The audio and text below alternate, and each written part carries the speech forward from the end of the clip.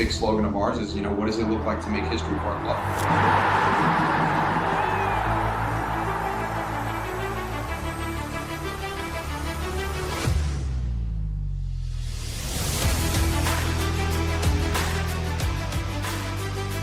The belief is there. Go away and try and get these points and hopefully make a playoff run.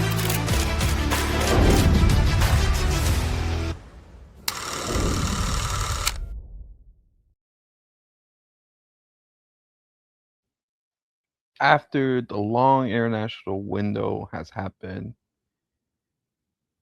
the Dash have been winless this past two games. You could say it's a rookie start. You could say it was a rookie start for us as well, man. We missed last week as well. But, well, once again, we'll welcome everyone back to the Orange and Blueprints podcast at the Bayou City Soccer. Here, I'm your host, Manny Olivares, and sadly, Diego is here crying on the sidelines. How you doing, Diego?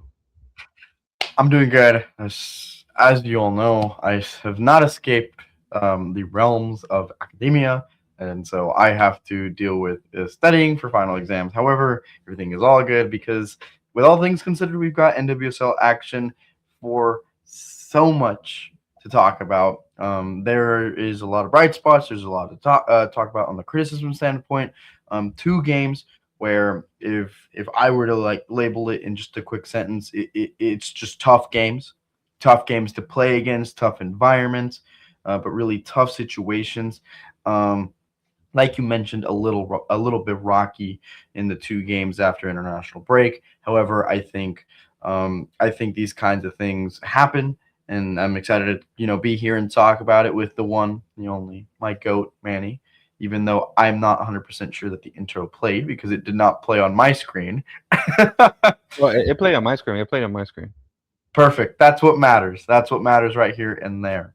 But Manny, how about you kick it off with recapping NC as we missed last week's episode? I know. So we're gonna recap all of that as well.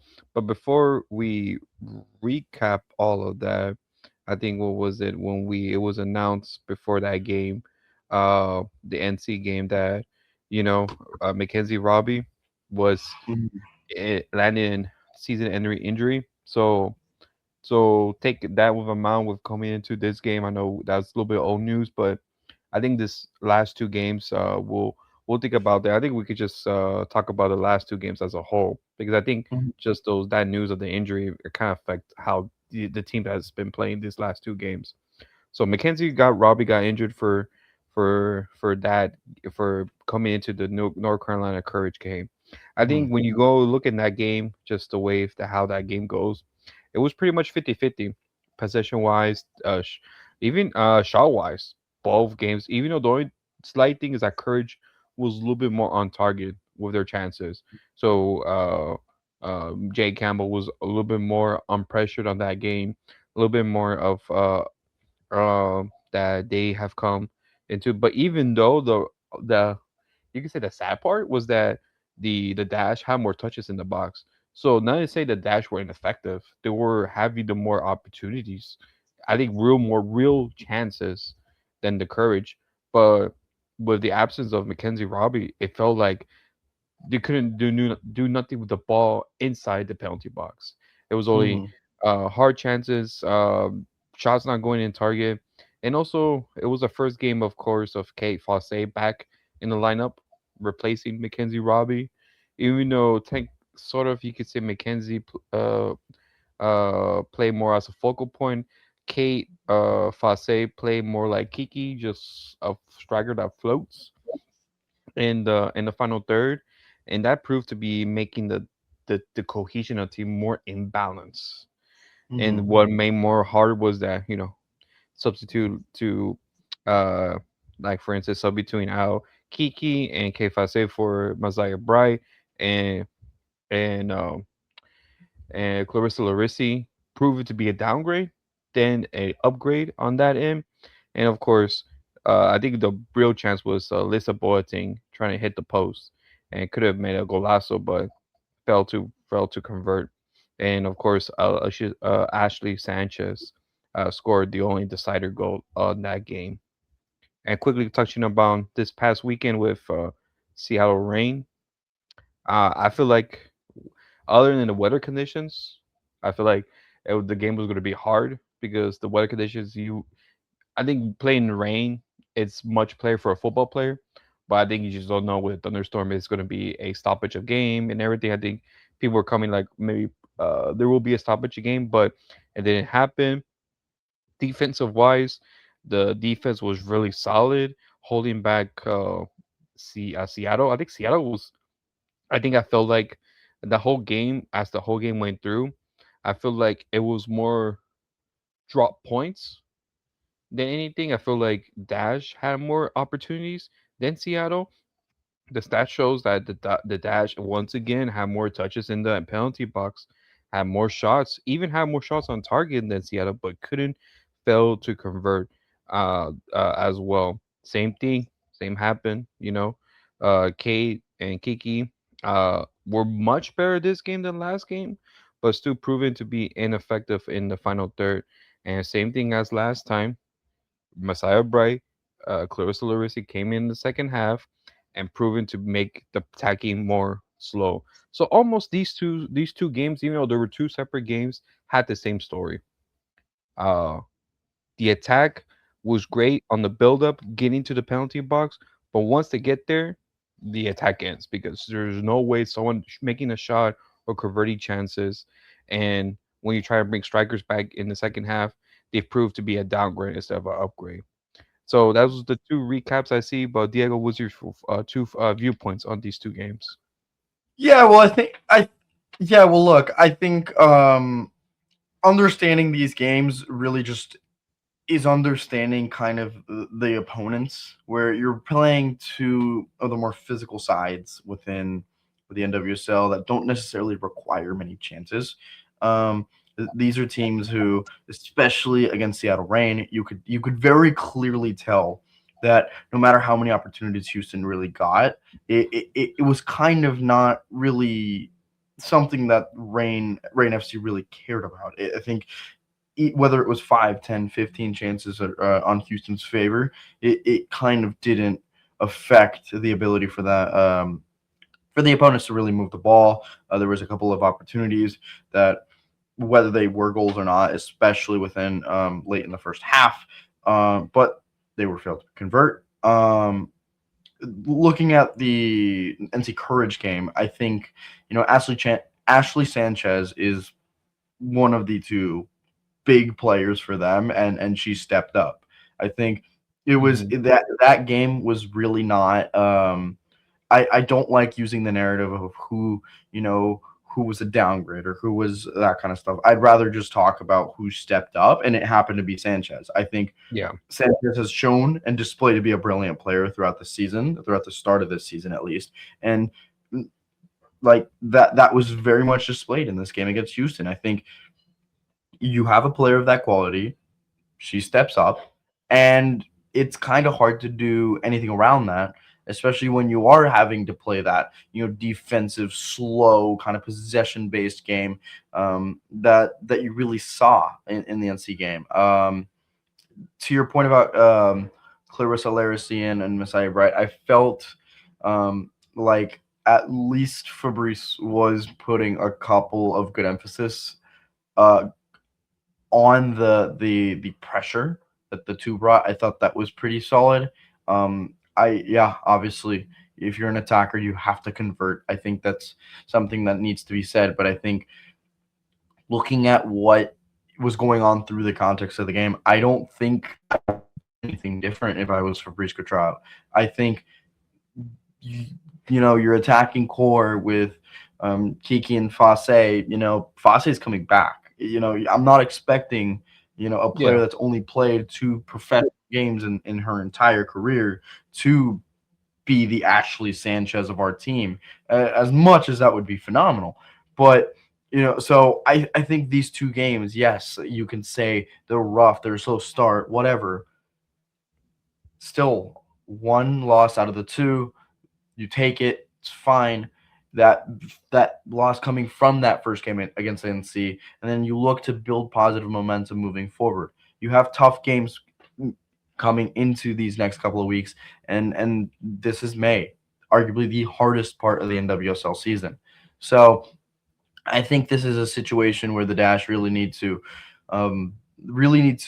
build on the slow momentum from getting back. You look at the positives and you keep moving forward. I don't see this as something emergency because the opportunities for them to play positively, they really did step up. They were physical. They didn't put their heads down. They constantly lifted their heads up. They grinded out results. They defensively, I thought they were extremely solid. I mean, Yeah. obviously, you don't want to let as many chances as they probably did against Rain FC, but you know, a clean sheet is a clean sheet, and you'll definitely take that if you're in the NWSL. Um, and yeah, a couple games down the road, you'll see Fase being a little more lethal, a little more effective. I thought Fase was pretty solid with all things considered. And I know Dustin's gonna disagree with me. I thought Cat Raider was pretty solid. I thought her ability to move through the like her midfield role and into more of a nine. I thought that was pretty solid. She seemed calm and composed on the ball, which I appreciated. And there's certainly positives moving forward. I mean, a huge, huge, huge, huge positive for me within these two games definitely have to be Boateng and Patterson, the two fullbacks. Um, we're finally getting to see Boateng start, and we're finally seeing really what she is capable of. And I think it's being capable of a lot. There was a defending error in the Seattle Rain game, where she didn't use as much physicality as maybe she could have to try to get the attacker off the ball. But obviously, when you're in the box, you can't put that pressure, or else your attacker goes down and it's a penalty. But on the ball, pushing it forward, creating that tempo, Boateng was great, and Patterson was even deadlier. You saw the two opportunities that she took late game against Seattle, and they were as close as I've seen from Houston and their chances, especially the one that hit the post or crossbar or that kind of area late in the game. So I think if you're the Dash right now, you take your positives, you hold on to them, and you wait for everything else to click. Because yeah, you mentioned this is probably all news, but Mackenzie Robbie's gonna be a huge factor of this team's success, especially due to her absence. You could tell that she was going to be very pivotal in this lineup, and you were going to tell she was going to bring a lot of depth, a lot of speed, and now you're missing that. So now the question is, who's really going to step up to try to deliver that? And that's just a question that will be answered within time. Yeah, I think so. And I think you mentioned a point that I wanted to bring up to get your point of view. Uh, just real quick, I think you mentioned it a little bit, but just to bring it all together, you said that defensively, defensive back Lisa Boynton and Avery Patterson are the key. Will have been an upgrade for the defense. I believe it's Leah Klinkley. Reason Oh why yeah. Reason why? No, no, no, not just because of her, but her versatility. Because she's played center back, and then on the courage game, and then as Lisa Boating was subbed out, for Malia Berkeley, she went back to left back, and so you can see that despite her rookie season, she has a veteran mentality already, that she's able to switch positions in a flash and without no hiccups. Reason why I say what that has been an improvement is because Lisa Boateng is not very a defending minded player. You think I want to give this question to you. You think the absence of Mackenzie Robbie in the lineup has forced maybe Fabrice's hand to be like, since I'm missing the offensive output, let me put Clinky in the center back. I have Lisa Boateng so she can offer a offensive output and to the attack as if and not have too much pressure on the forwards. Yeah, I mean, I think looking at those kinds of questions, and I agree with your point about Clanky being very valuable, and especially with her performances. She's a phenomenal player, and I think everyone around the league is starting to take notice.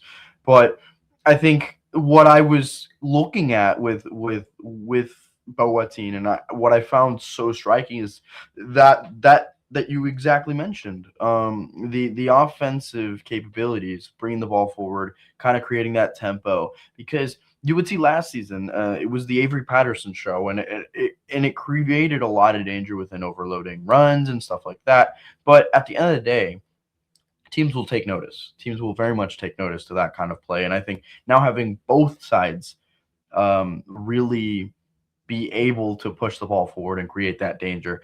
I think it's an outstanding thing. I understand that you're losing a lot of defense, but you look at the players that we see from the Dashers back line, and you see a lot of strength there. You see a Leah Klenke that can fill in those gaps. You see a Paige Nielsen who has displayed leadership for years now. You see a Malia Berkeley who is extremely gritty and tough, but also willing to carry the ball forward. I know that in that Seattle game, she took that number 10 on her back and really charged forward for a long ranged effort. But you see these strengths within the back line, and that should give Fabrice a lot of confidence with making those choices of putting Boateng in versus a more traditional back line with Berkeley and Klenke as the two right there. I think those are the things that you need to look forward to. I mean, look at Gotham. Look at Gotham FC. I know we're not talking about New York, but it's good to have a perspective of what successful teams have done. And you look at Gotham. Gotham had a problem. Esther Gonzalez was simply not scoring. Was simply not producing at the level that Juan Carlos Amaros really maybe would have wanted.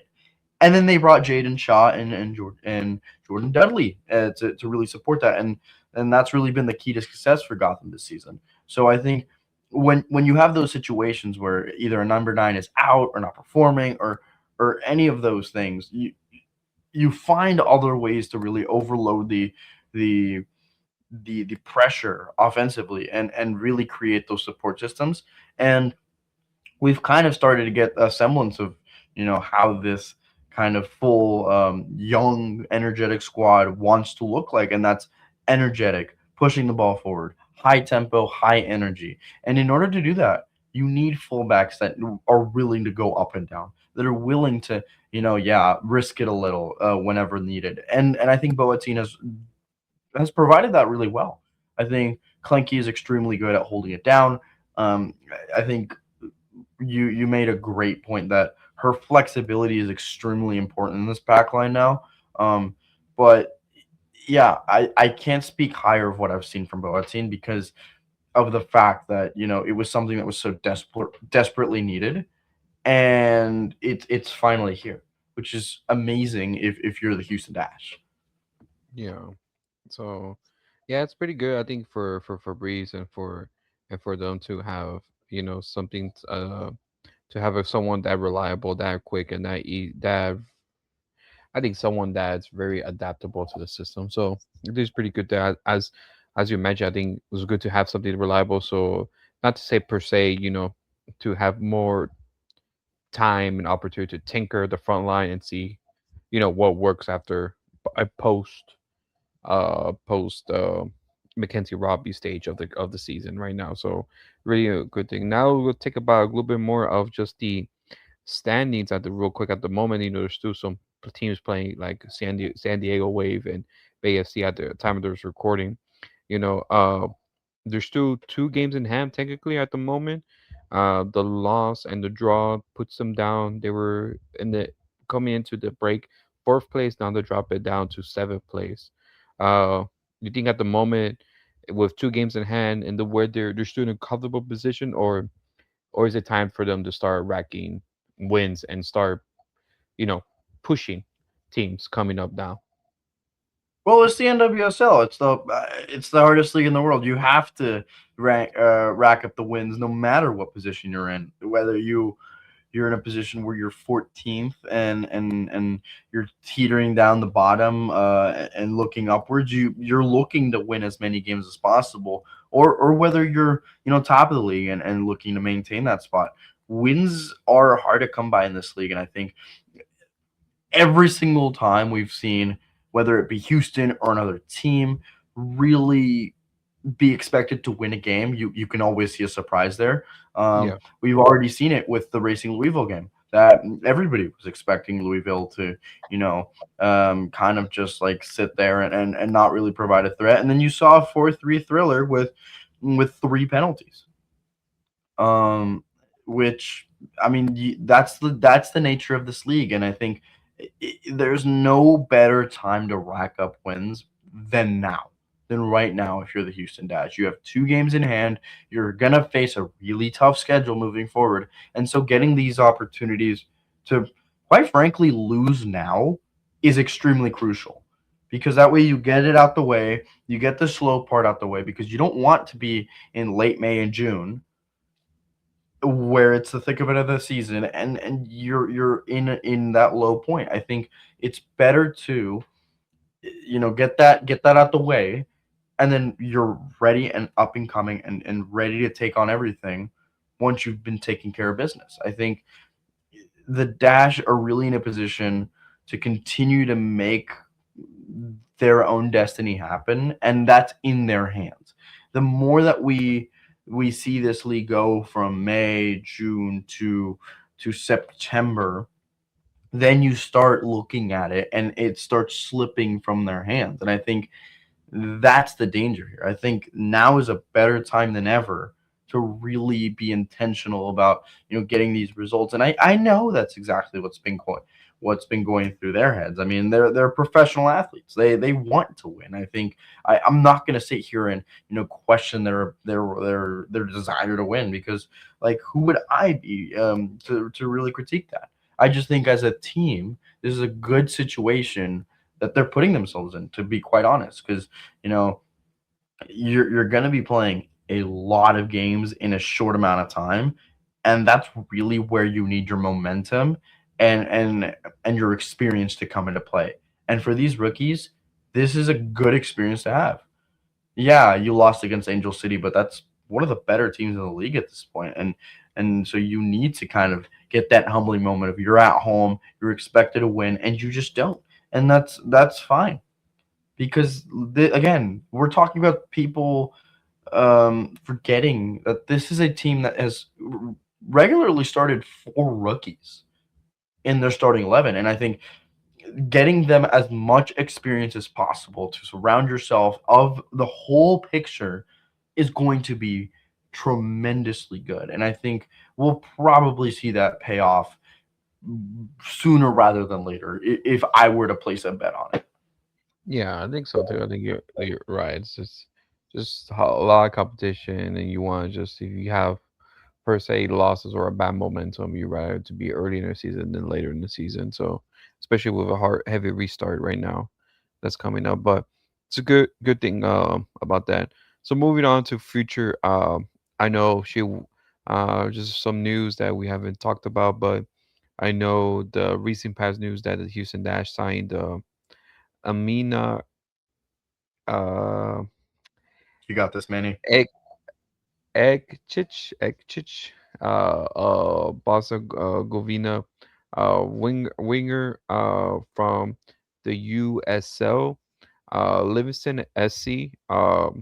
She has been the USL League Player of the Year for the 2024-2025 season.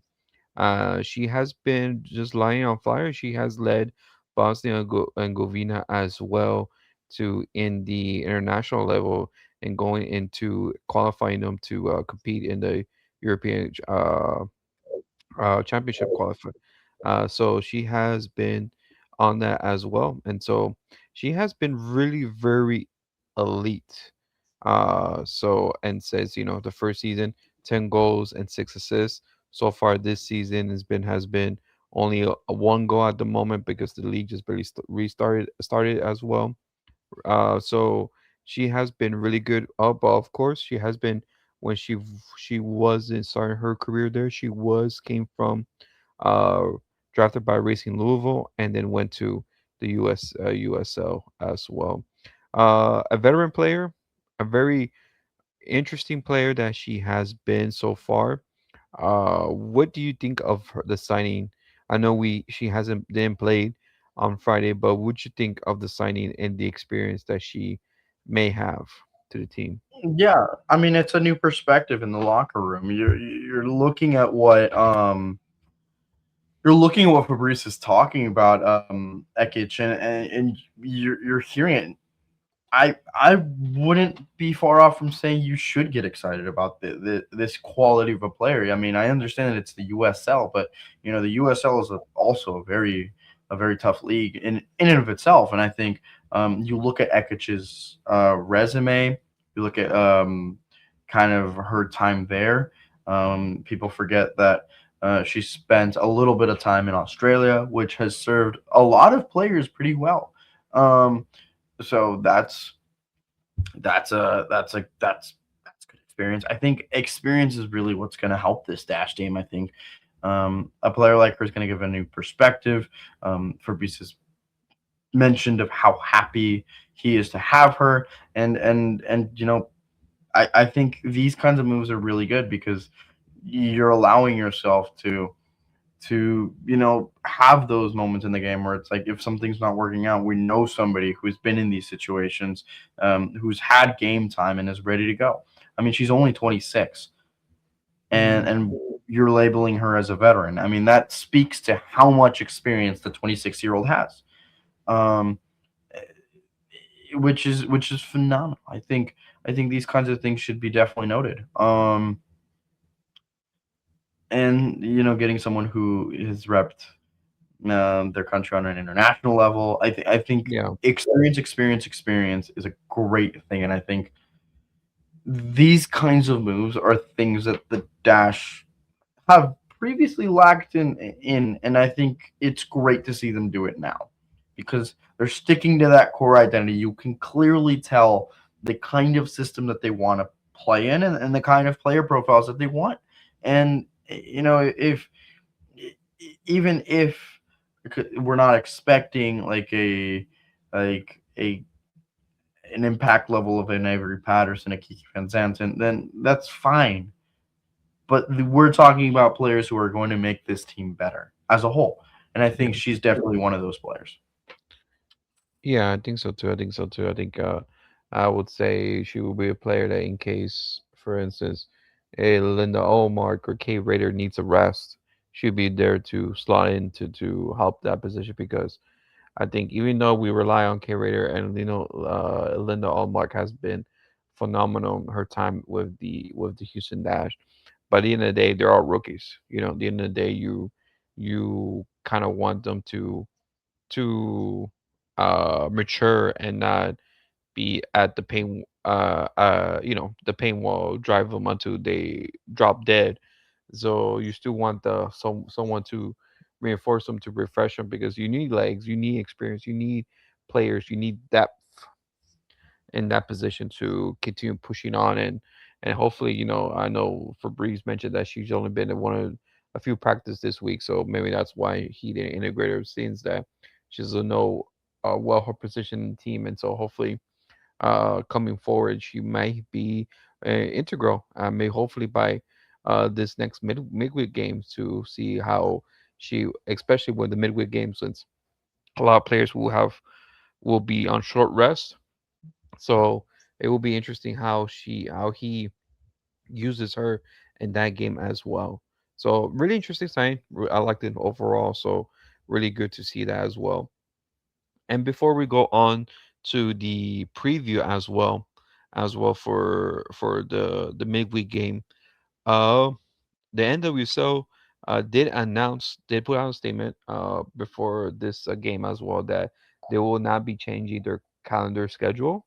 They will keep the spring to fall schedule up to 2030 until they decide. So they've really emphasized it: 2027, 2028, 2029, and 2023 possibly, until when the board meets again to decide that change as well.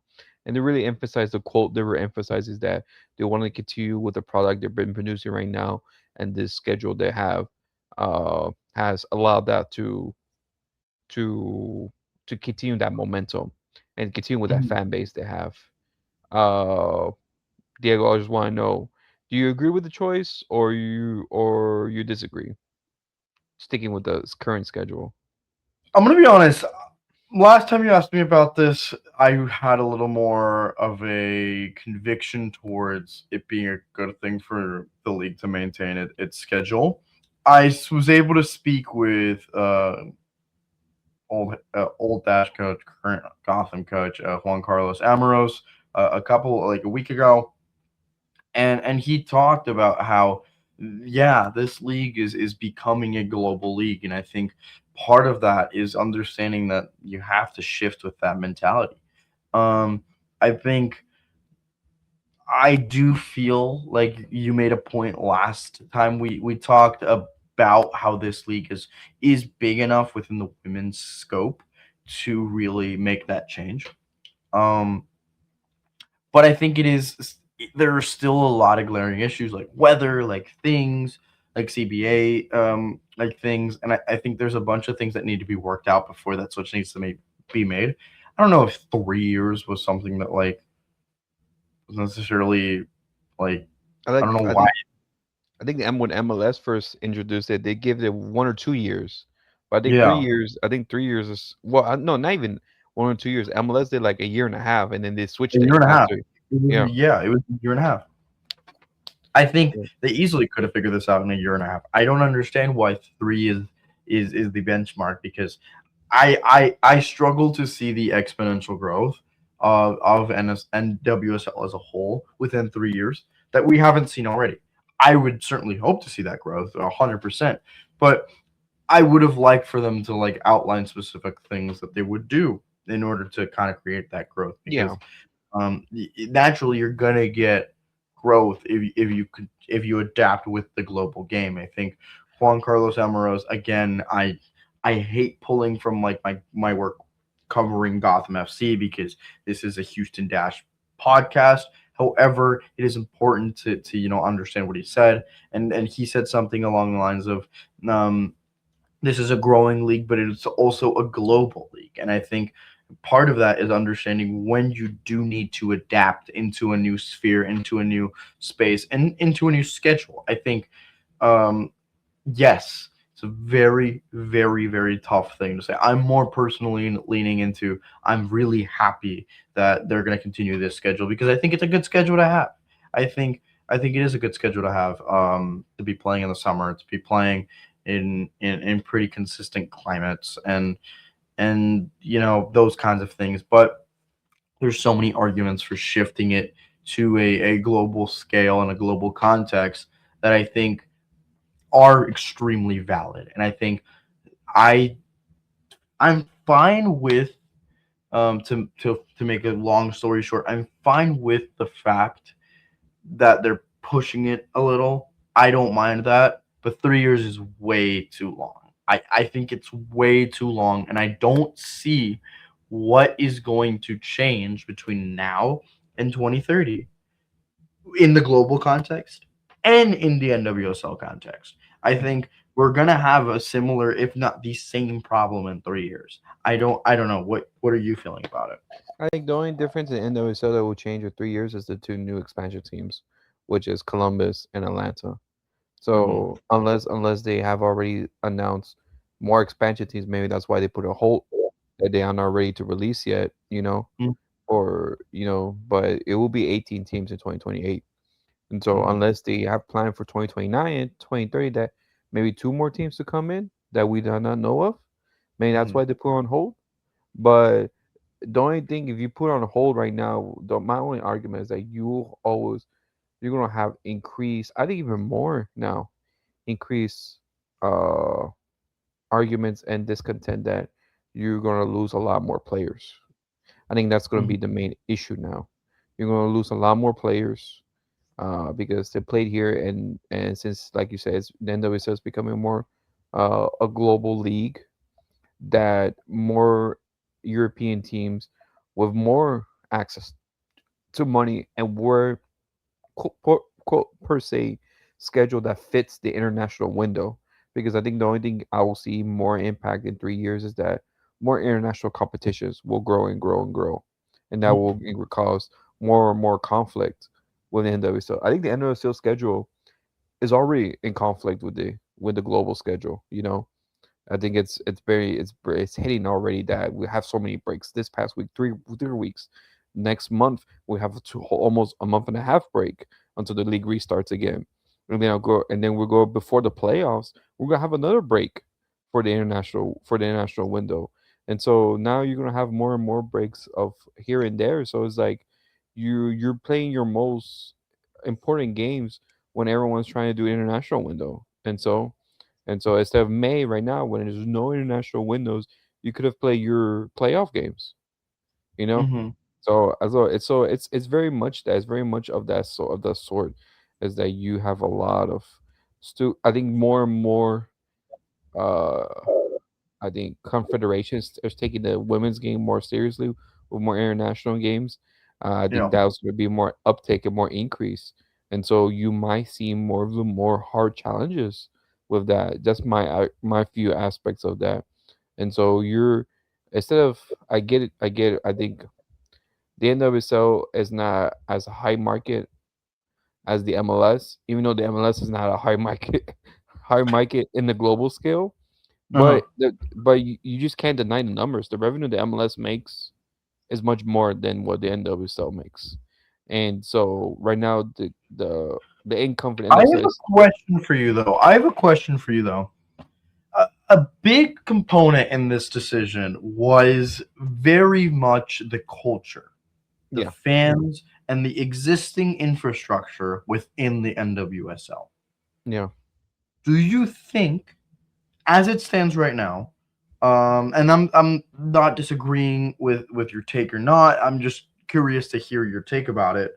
Do you feel like the NWSL, as it stands right now, has a strong and healthy enough culture on the fan side of things? I'm not talking revenue. I'm not talking attendance. I'm talking cultural in the context of U.S. soccer to shift itself to the global stage. Yeah, I think we do. I think the NWSL does have a strong fan culture and a solid fan base in each of their markets. Maybe some like Houston and maybe Utah are wandering down on that prospect, but the other parts of the leagues, they have a strong culture, and that's despite. Let me tell you this: despite fighting against other leagues, when the NWSL starts in March, they're fighting against baseball.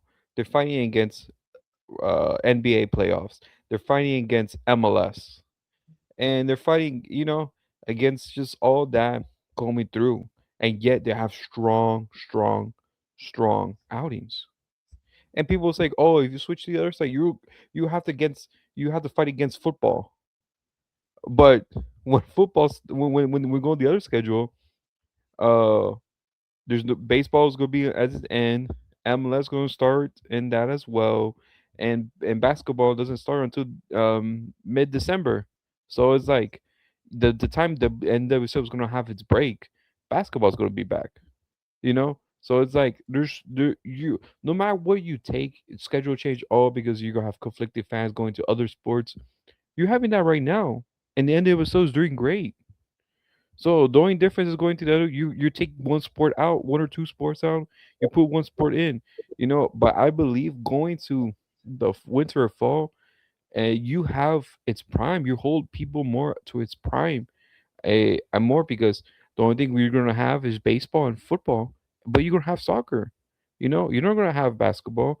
Baseball's gonna go by October. Baseball's gonna end, and all you're gonna have is just football and soccer. You're gonna have way more actually attendance. I get it, the winter and everything, but that comes with planning. You just have to plan. You're gonna have to plan. That's pretty much it. You like any league, you just plan, especially NFL. NFL knows that they have to plan. They know just, how things go. They have to plan. They do plan. Just NWSL will have to plan as well. MLS planned it. We'll see how it goes. And I bet you $5 that MLS, the first schedule that comes out will not be the same schedule they come out with the next season as well, because they will see what worked and what didn't work, and they're going to tweak it. There's no fault in that. This fault is fault of readjusting, but you have to plan for it. But it's I get it. I get it. I get it. They don't want to do it. They don't want to share them. They want to risk what they have right now, and I get it. But sooner or later, you won't have to take the risk. The question is, when you take that risk, would it be too late? Yeah, I wholly agree with you. I think this is my hot take, and this is the reason why I asked you this is because I think culturally wise, as a culture, I low key in my mind, in the back of my mind, think that NWSL teams have garnered a more inclusive, better culture than MLS sides. Yeah, There I are do. exceptions, like the 20,000 game in Austin, and there's the Atlanta scene. But like with Atlanta, you don't even know because you're getting an expansion franchise. But the culture of the NWSL is, I would label, the healthiest in women's sports.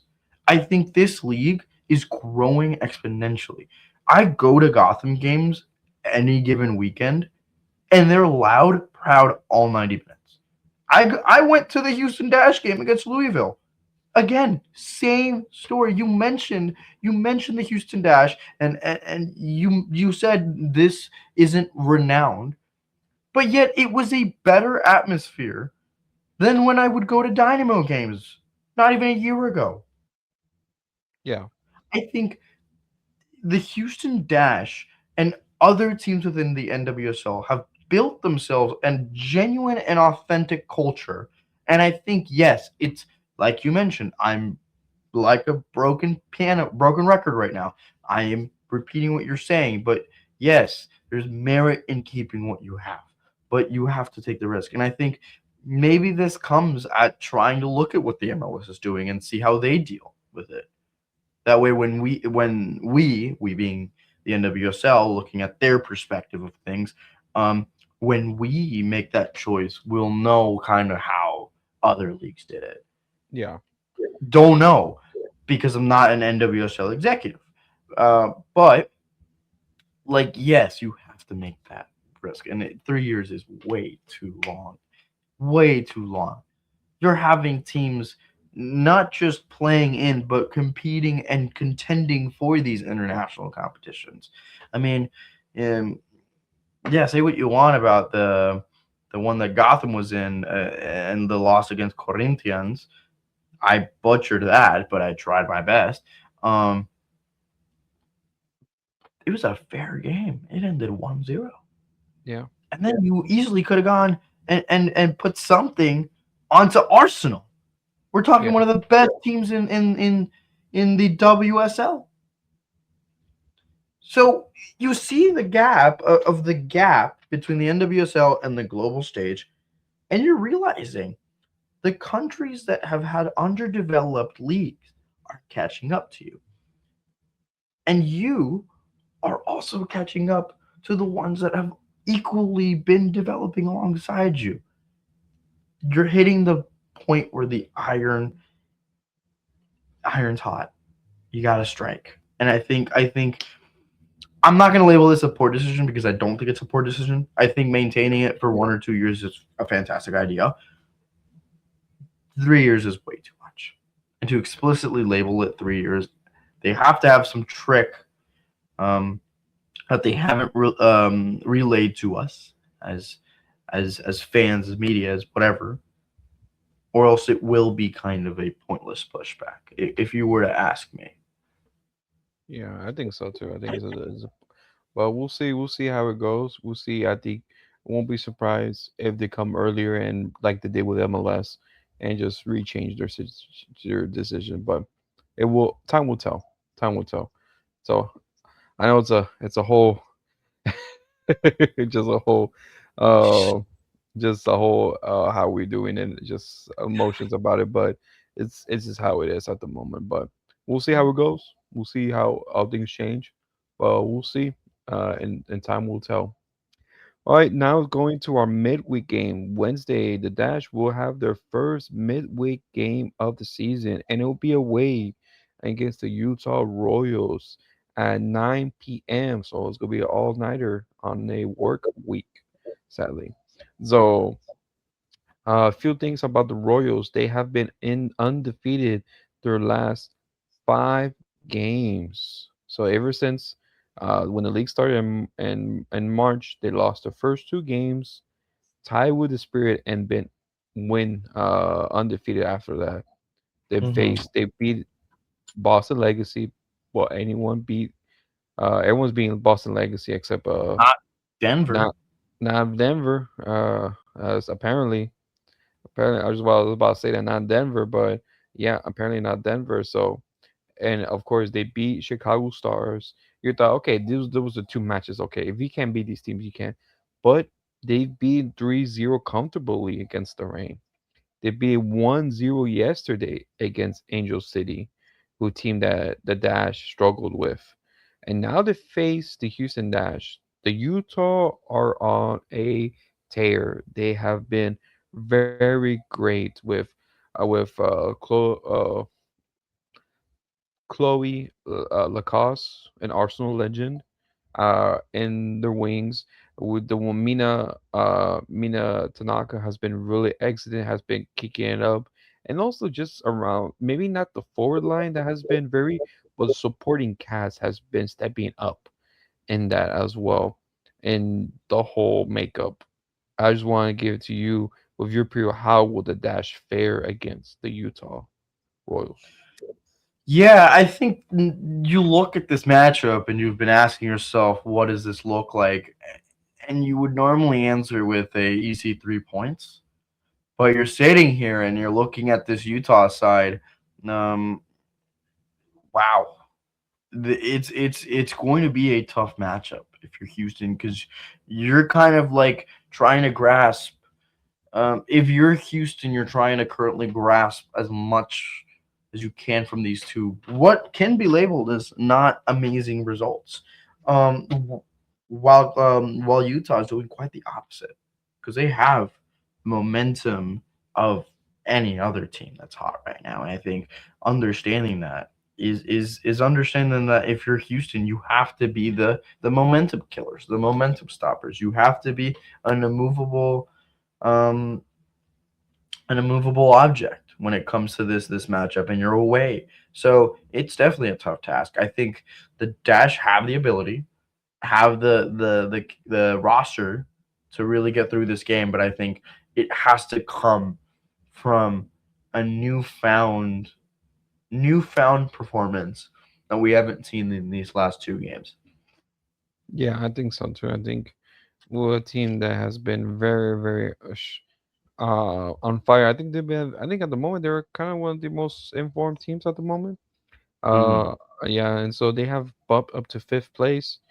A win against them will jump the dash into sixth place and just have the uh having them compete for competing on the table and competing against play teams, especially teams that are on a heater at the moment. So you want that if you're the Houston Dash to come to bounce back and get a performance.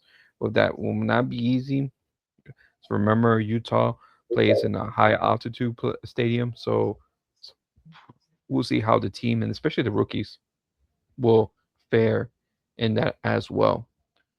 So now Hmm. let's go to our predictions. Diego, how would you see the Dash fare? Oh my god, this is the toughest question that you've asked me because this is going to be a tough game. I think Tanaka's going to get a goal. Mina Tanaka, what a player is she? I think when you think of players around the league, she has to be at the top of that. Unbelievable player. I think she's getting in the score sheet. So no clean sheet for Houston, but I want to be positive. I want to look at the players that have been providing a lot of brilliant points. I think maybe we see Patterson get her first and and see that happening. 2-1 Houston. 2-1 I'll say Houston. I'll say it's a 1-0 game. I'll say it's a 1-0 game because defensively Utah has been as well strength defensively as the Houston Dash. Hmm. The only thing I see more is that the goals will come from all around the midfield from Utah. So how strong the dash will be in making an effort to do that. So we'll see how it goes. We'll see how they fare. But Hmm. that's my prediction for this game.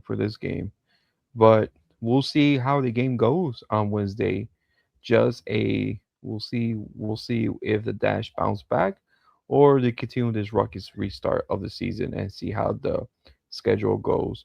For a quick before we head off, I'll let you know since the game is on Wednesday, we won't be on Wednesday. We will be on Friday night just to for recapping that game and any other news, and of course previewing the next game would will be. I almost forgot what it was gonna be. Saturday, May 9. No, Sunday. Sunday, May Saturday. 9th. Saturday. Yeah, Saturday May Oh, 9th Saturday. against will Against be Boston. No, Denver. against Denver. Denver. Yeah, against Denver, the Denver Summit. So we'll be here to preview that game as well because there's gonna be a lot of midweek games.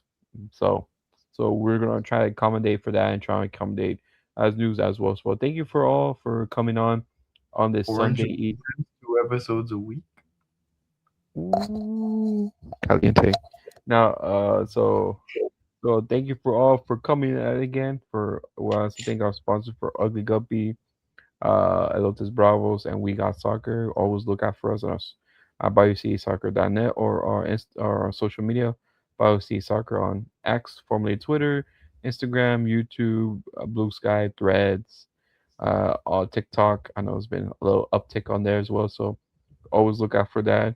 Diego, any news saying you want to say anyone before we go? Just a thank you all. We're happy to be back. We're happy to bring as much Dash content as you all want, and feel free to reach out to us on any of those social media platforms. We love answering your questions and love chatting about everything NWSL.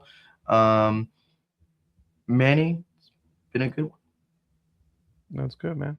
So It's we been a all good see one. you. We'll all see y'all Friday and take care. Peace.